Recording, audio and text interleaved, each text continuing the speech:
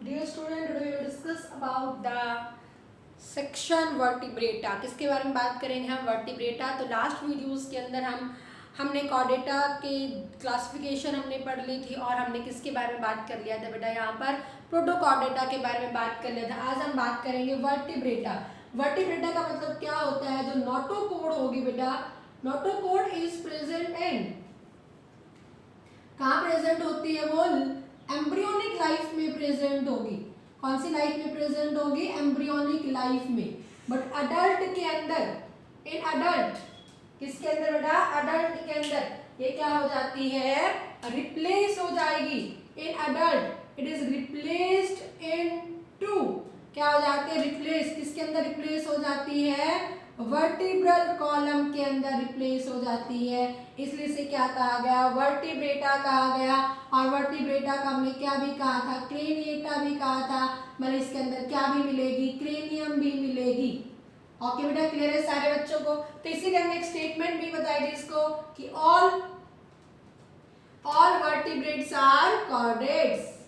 ये याद रखना, ऑल वर्टिब्रेट्स आर कॉर्डेट, कि सारे के सारे वर्टिब्रेट कॉर्डेट होंगे। But all chordates are not vertebrates.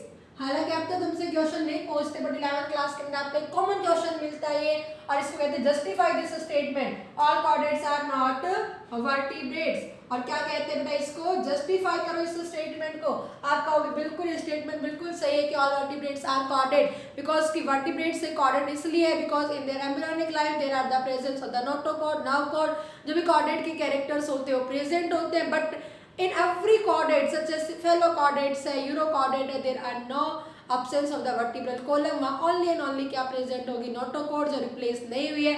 इसलिए स्टेटमेंट क्या है हमारी? बिल्कुल सही है। फिर मैंने आपको यहाँ पे दो सेक्शंस बताए थे, ठीक है? एक सेक्शंस थे, फिर हमने यहाँ पे आपको क्या बताया? ये सब फाइलम्स थे। फिर हमने यहाँ पे सेक्शंस बताए थे, एक ग्नैथोस्टोमेटा एंड ग्नैथोस्टोमेटा। तो यहाँ पर सबसे पहले हम जो बात करेंगे वो किसके बारे में बात करेंगे? एक ग्नैथोस्टोमेटा के बारे में बात करेंगे। किसके बारे में बात करेंगे? एक ग्नैथोस्टोमेटा।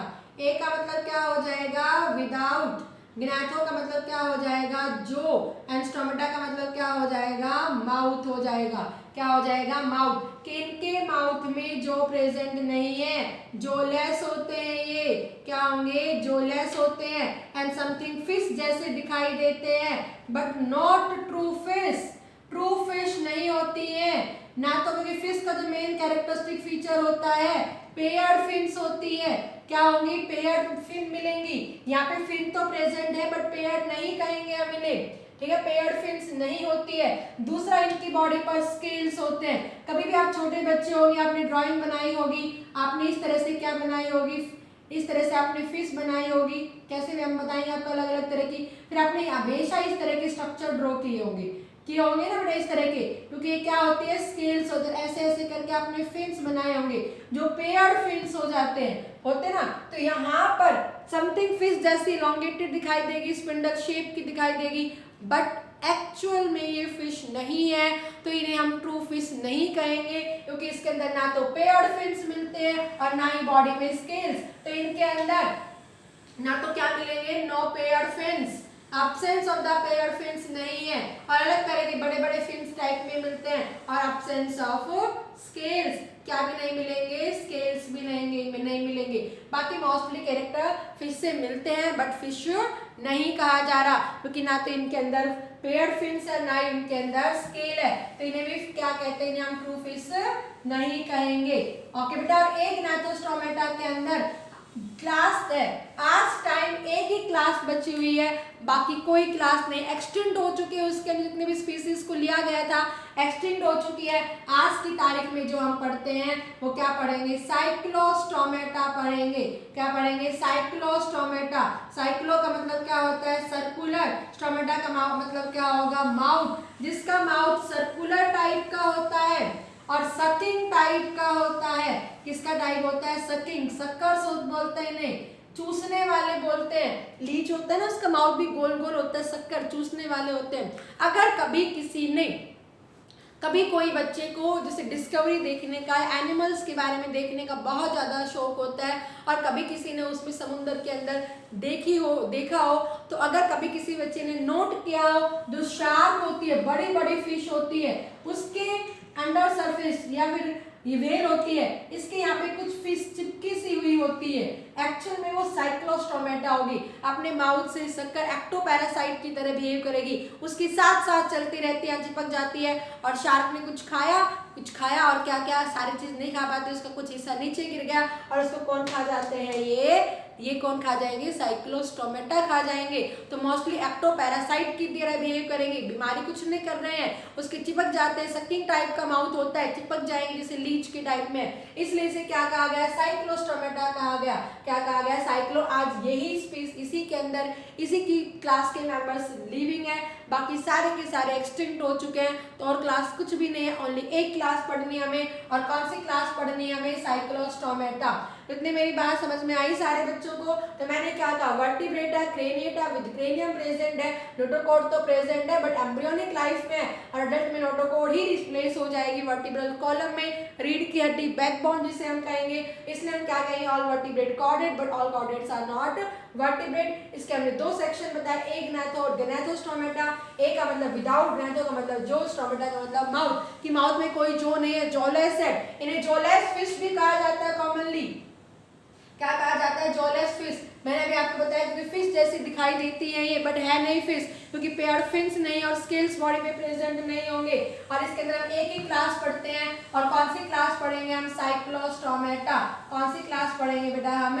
साइक्लोस्टोमेटा। तो हम इसी के बारे में डिस्कस करेंगे कि क्या है साइक्लोस्टोमेटा, और इसके दो या तीन एग्जाम्पल, दो ही एग्जाम्पल हम मेन बात करते हैं बेटा।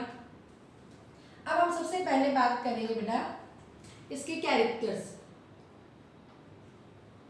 साइक्लोस्टोमेटा, ओके, साइक्लोस्टोमेटा से पहले हम बात करेंगे हैबिटेट। हैबिटेट अगर हम बात करेंगे तो मराइन होते हैं।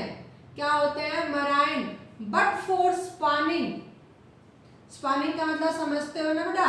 स्पॉनिंग बताया था मैंने आपको पिस्किकल्चर में भी, एग देने के लिए, फर्टिलाइजेशन करने के लिए, फॉर एग लेइंग।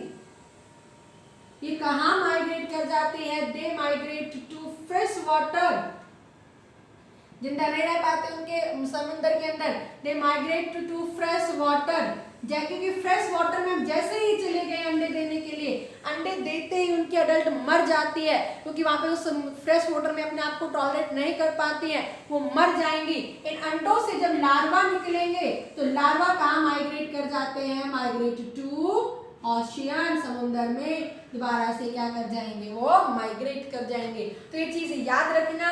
नेचर तो कैसा है? मराइन है, बट जो अंडे देने के लिए only for spawning they migrate to, migration होता है, बर्ड्स आप देखते हो अलग अलग तरह की, तो ऐसे फिश में माइग्रेशन होता है। अंडे देने के लिए फ्रेश वाटर में चले जाते हैं, जैसे वो अंडे देती तभी की तभी अडल्ट मर जाती, क्योंकि उस पानी में टॉलरेट नहीं कर पाती हैं, और लार्वा निकला उन अंडों से और कहाँ माइग्रेट कर जाएगा? मराइन में, समुद्र में, ओशियन में वो माइग्रेट कर जाता है। ओके बेटा, यहाँ अगर हम बात करेंगे नॉर्मल, हमें लेवल ऑफ ऑर्गेनाइजेशन कुछ नहीं पढ़ना, बिकॉज हम कॉरिडोर के अंदर हम यहाँ पे पढ़ चुके हैं। जब हम यहाँ पे बात करेंगे सिस्टम्स के बारे में, सर्कुलेटरी सिस्टम,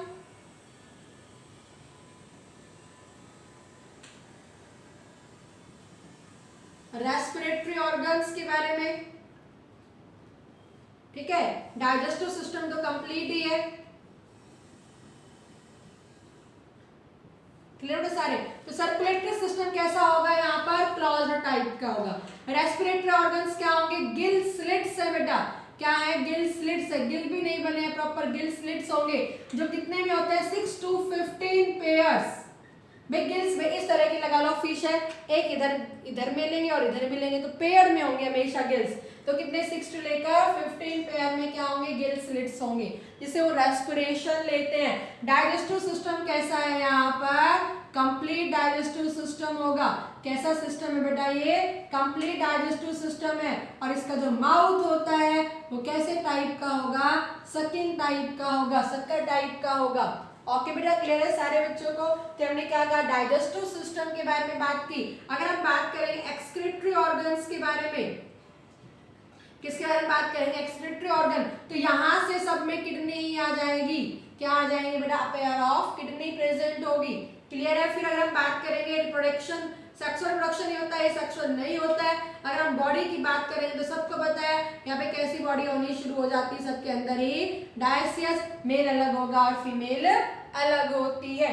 ओके बेटा, क्लियर है सारे बच्चों को, कॉमन चीजें हैं। फिर अगर हम बात करेंगे स्केल्स के बारे में तो स्केल्स क्या होते हैं, यहाँ पर एब्सेंट होते हैं। अगर हम फिन्स के बारे में बात करेंगे तो क्या कहेंगे, absence of paired fin. Fin की जगह हम क्या लिखेंगे, यहाँ पर पेयर्ड फिन लिखेंगे। क्या लिखेंगे, पेयर्ड फिन लिखेंगे, absence of paired fins. Paired fins यहाँ पे प्रेजेंट नहीं होती है। फिर हम लिखेंगे इसका एग्जाम्पल याद करना है। क्या याद करना है, इसका एग्जाम्पल। एग्जाम्पल में आपको जरूर याद रखना, एक हम बोलते हैं लैम्ब्रे पिट्रोमाइजोन कहा जाता है, इसका साइंटिफिक नेम होता है पिट्रोमाइजोन, कॉमनली इसे लैम्ब्रे कहा जाता है। और एक होता है मिक्जीन, क्या होगा, मिक्जीन, जिसे हैगफिश कहा जाता है। इसके पीछे भी फिश लग गई है, हैगफिश। तो क्वेश्चन आता है हैगफिश इज किससे बिलोंग करेगी, पाइसिस से। किससे, तो पाइसिस का मेंबर नहीं है ये। किसका मेंबर है, साइक्लोस्टोमेटा का मेंबर है। और ये ट्रू फिश नहीं होती है। ये इस तरह की दिखाई देती है बेटा, बड़ी सी, ठीक है, इस तरह से। इनके ऊपर फिन भी इस तरह के दिखाई देते हैं। पेयर फिन्स नहीं होंगे। माउथ इनका सक्कर टाइप का दिखाई देता है और कोई भी इनके ऊपर स्केल्स वगैरह प्रेजेंट नहीं होते हैं। तो आपको इंपॉर्टेंट चीजें जो याद रखनी है, कैसी फिश कहलाई जाएंगी, ये जॉलेस फिश, क्योंकि जॉ प्रेजेंट नहीं है। सर्कुलेटरी सिस्टम सेम क्लोज्ड है। रेस्पिरेटरी गिल स्लिट्स है, 6 to 15 पेयर में मिलेंगे। डाइजेस्टिव सिस्टम कंप्लीट है, माउथ सकिंग टाइप का है। एक्सक्रीटरी ऑर्गन किडनी है। बॉडी डायसियस हो गई, मेल अलग होगा, फीमेल अलग होगी। स्केल्स एब्सेंट है। पेयर्ड फिन्स भी क्या एब्सेंट है। एग्जांपल याद रखना, लैम्ब्रे एंड मिक्जीन, बहुत इंपॉर्टेंट है इसके एग्जांपल। लैम्ब्रे, इसे क्या, इस साइंटिफिक नेम है पिट्रोमाइजोन। मिक्जीन क्या होती है, हैगफिश होती है। हैगफिश बिलोंग नहीं करेगी फिश से, ये किससे, ट्रू फिश नहीं है, ये साइक्लोस्टोमेटा का मेंबर होगी। क्लियर है बेटा, आगे मेरी बात समझ में। तो यही सारी चीजें आपको पढ़नी है और नहीं पढ़ना है आपको। तो साइक्लोस्टोमेटा, आज एक ग्नैथोस्टोमेटा की एक ही लिविंग क्लास बची हुई है, साइक्लोस्टोमेटा। सक्कर टाइप का माउथ है, मराइन है, लेकिन अंडे देने के लिए फ्रेश वाटर में जाती है। वहां जाते ही वो मर जाएंगे अंडे देते ही, और लार्वा जब उसके निकलेंगे तो तुरंत लार्वा माइग्रेट कर जाएंगे। जो माइग्रेट नहीं कर पाएंगे वो वही मर जाते हैं, ठीक है, क्योंकि वहां पे हाइपोटोनिक सॉल्यूशन बन जाता है, उसमें अपने आप को टॉलरेट नहीं कर पाते हैं। Circulatory system close, respiratory organ Gill slit, but pair में 6 to 15। Digestive system complete, mouth sucking type का है, जो नहीं है, इसीलिए तो सब करना पड़ रहा है इनको। एक्सक्रीटरी ऑर्गन किडनी है। बॉडी डायसियस है, मेल अलग फीमेल अलग। स्केल्स भी नहीं है, पेयर्ड फिन्स भी नहीं है। एग्जाम्पल क्या होगी, लैम्ब्रे, पिट्रोमाइजन, मिक्जीन, हैगफिश। क्लियर है बेटा सारे बच्चों को, आगे मेरी बात समझ में। तो ये हमने एक ग्नैथोस्टोमेटा पढ़ लिया है। उसके बाद हम क्या पढ़ेंगे, ग्नैथोस्टोमेटा पढ़ेंगे। क्या पढ़ेंगे बेटा, हम ग्नैथोस्टोमेटा के बारे में हम पढ़ेंगे। ओके।